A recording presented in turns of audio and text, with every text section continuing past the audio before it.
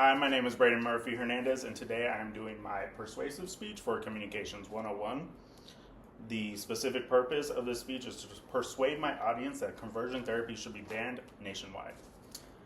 Central idea is that conversion therapy is medical malpractice. It causes an array of long-lasting mental health struggles within the recipient. It is a discredited practice and should be banned in all 50 states. So being who you are is not a medical condition, and a minor's safety shouldn't be dependent on which zip code they reside in. As of 2026, conversion therapy is currently legal in more than 20 states and poses a huge threat to LGBTQ plus youth.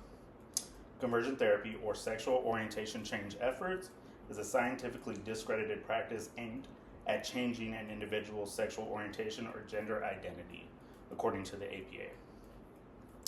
Conversion therapy should be banned nationwide because it is ineffective, causes psychological harm, and constitutes consumer fraud and is medically unethical. Today we will explore how ineffective it is, the lasting harm it does to the recipients of the therapy, and why it's inhumane and unethical. So to understand why a ban is necessary, we must first look at how ineffective it is. The American Psychiatric Association declassified homosexuality as a mental illness in 1973, according to an article published by USA Today. Conversion therapy encompasses a range of practices that aims at changing a person's sexuality or gender identity. These practices are based on the discredited belief that being gay is a mental illness that can be cured. Conversion therapy has been rejected by the American Psychiatric Association, American Psychological Association, American Medical Association, American College of Physicians, and many more, according to the National Center for LGBTQ plus rights. To sum everything up, you can't cure mental illness that isn't one, making any form of conversion therapy ineffective. So there's no credible scientific evidence.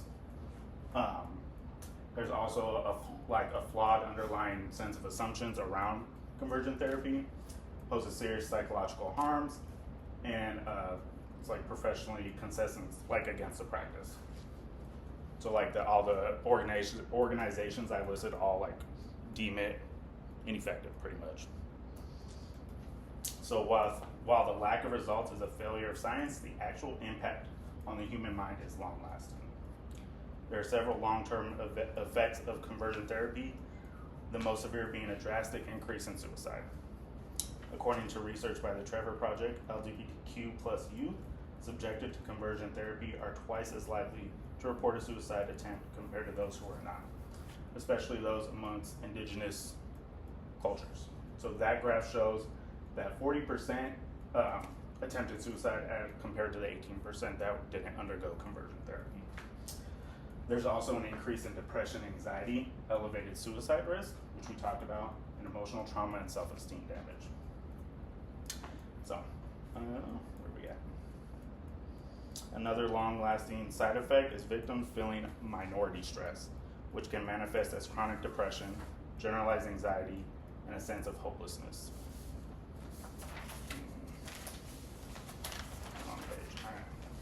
This specific practice reinforces the idea that the person's identity needs fixing or is broken, which can lead to long-term low self-esteem, deep-seated self-hatred, and internalized homophobia or transphobia that can take years of therapy to reverse.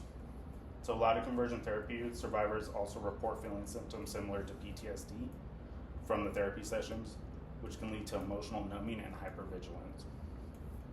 Another side effect can include distancing oneself from members of the same community or other LGBTQ peers, leading to isolation.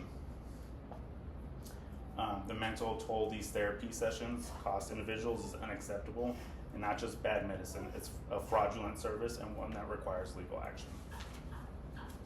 So as you see here, also is a breakdown of family trust, because it's usually family members who are subjecting these youth to the conversion therapy sessions.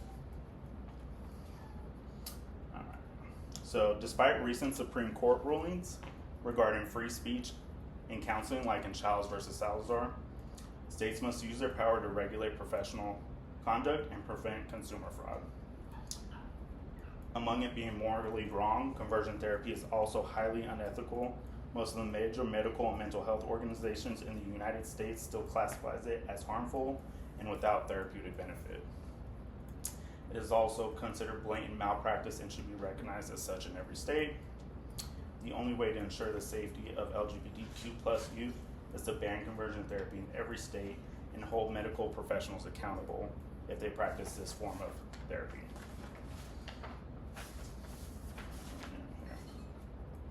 This includes the recent loophole for talk therapy under the shield of the First Amendment. As we have seen, evidence against conversion therapy is overwhelming, leaving only one ethical path forward.